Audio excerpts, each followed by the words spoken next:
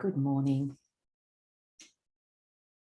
My name is Mara Harden, and today it is my Christian mindfulness weekly little blog.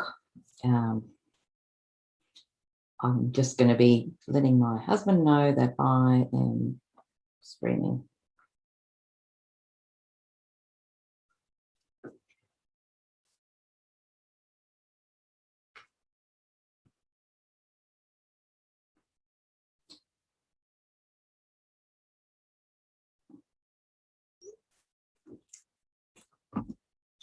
And it will be interesting to see whether I can cut that out later. So my name is Mara Harden, and I do a weekly Christian mindfulness meditation processing and video blog. I hope you can join me on this journey of Christian mindfulness, which I like to call Christfulness, learning to walk the unforced rhythms of grace on this earth, like Jesus walked. You know, when Jesus walked on this earth, he didn't go through life hurried and rushed about and pulled in this way and that way. Yes, he did get people coming to ask him for help, and he didn't refuse them. But he also had rhythms in his life of pulling away, taking time out, spending time with his Father in prayer. He had rhythms of his life which went, were different to the ones that his disciples had. They had pressures from family. They had pressures to pay the bills. But when Jesus called, he said, "Follow me." And some of them had to figure out how they were going to do that with their families. We all have to work on recognizing that when God asks us to follow him through Jesus, how do we prioritize that in the midst of the busyness of life, all the distractions that we can have? Like I said, paying bills, making sure that we can get through our weekly to-do list, our tasks. It might not be weekly, it might be daily task list. And yet in the same time and space, keep God as our focus, our priority, because if we love God, we want to do that. Anyway, I thought I'd read some scriptures. Obviously, this passage that Jesus spoke from Matthew 11 is one of those passages that really, remind us of what he came to do. And he said, actually, I might actually go a little bit earlier than that. This is from Matthew 11:27. Jesus resumed talking to the people, but now tenderly. "The Father has given me all these things to do and say." This is a unique Father-Son operation, coming out of the Father and the Son intimacies and knowledge. No one knows the Son the way the Father does, nor the Father the way the Son does. But I'm not keeping it to myself.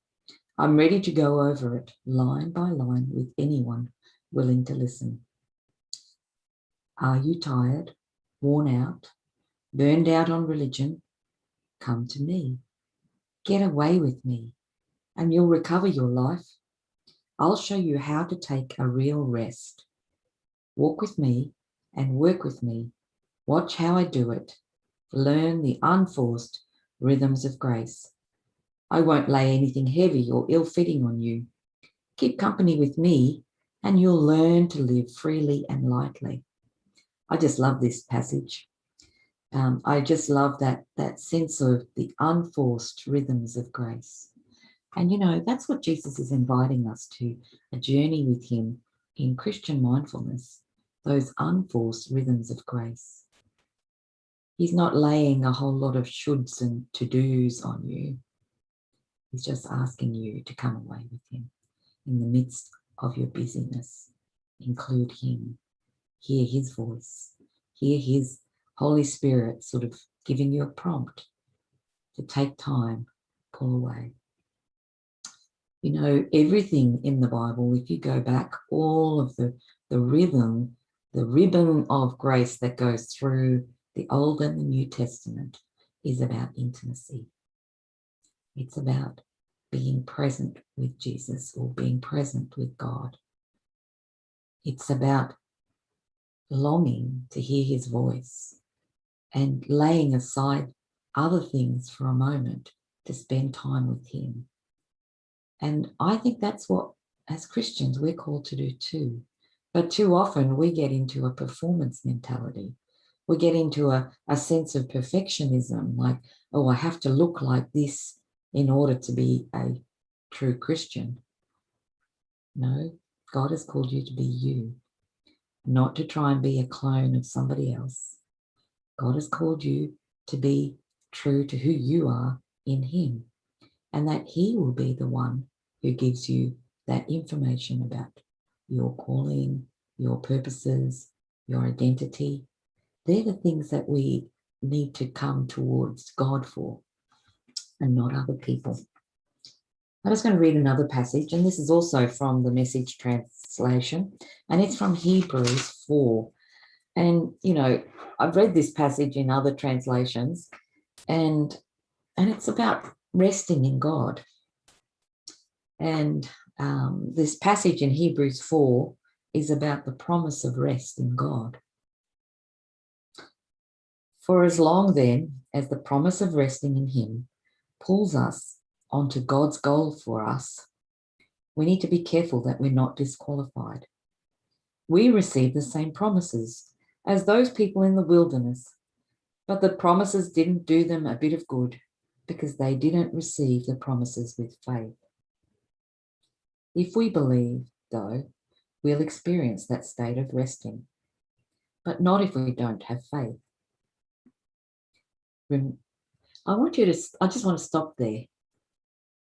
In order to understand God's promises, we actually have to have faith that they are real, that they are meant for you, and that God is speaking to you when you hear a promise, and that promise of resting in God is something that is attainable.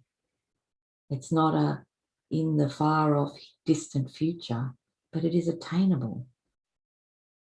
So I do think that those unforced rhythms of grace is about a Christian mindful journey. So today, if you get a chance to, stop from your busyness for a moment.